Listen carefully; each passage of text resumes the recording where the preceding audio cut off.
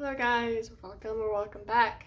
Today I'm going to be telling some spooky stories. So if you're into that sort of thing, please keep on watching. This first story time I'm going to be telling is about my grandpa that passed away in my grandma's house. So growing up, we would go to my grandma's house and swim. They had a big pool in the backyard.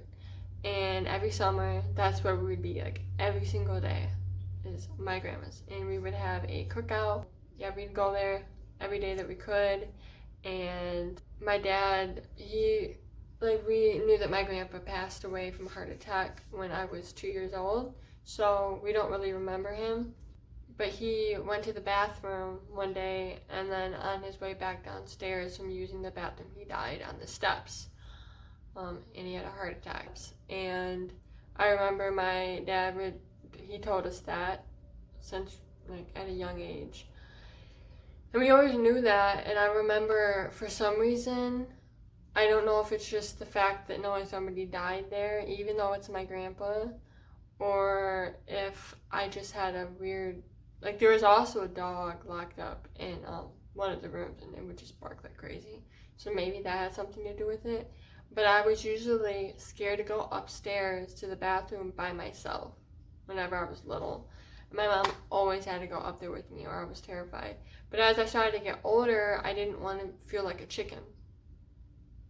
I wanted to go up there and start being a big girl and going to the bathroom by myself. So that's what I started to do. And I remember one time I went up there and it was starting to get dark out. And I remember I just had this weird feeling not to open the bathroom door. I felt watched. So I locked myself in the bathroom and cried. I would not come out. I was so terrified to come out of the bathroom. And I was just waiting and hoping for somebody to come upstairs and see that I was there. And I know that when I did use the bathroom sometimes, it was just like a feeling that somebody was there.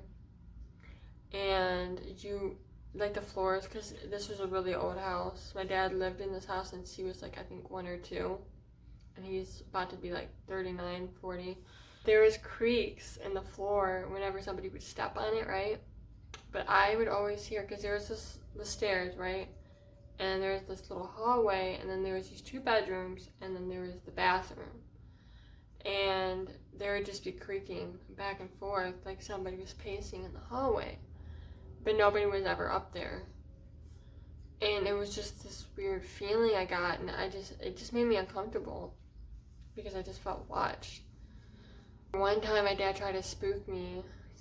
He tried to scare me, and he was just yeah, when we were outside and he was grilling on the grill, and he was saying how my grandpa is still up there and he's gonna get me kind of thing. He's if you go to the bathroom, you're gonna hear grandpa and he's gonna get you. And I had to go to the bathroom, and I'm just I don't want to go up there. I'm terrified. But I ended up going up there, and I think my dad, I'm pretty sure it was my dad at this time, he came up there and started knocking on the door and freaking me out. And I'm stop trying to scare me.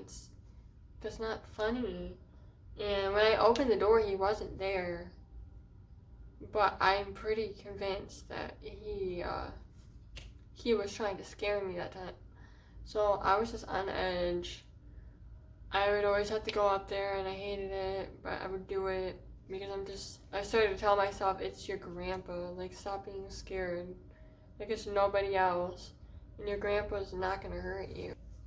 So I started to slowly get over it, right? I'm it's not that scary. At one point, we were having Thanksgiving dinner, and we're all just sitting there talking and chilling.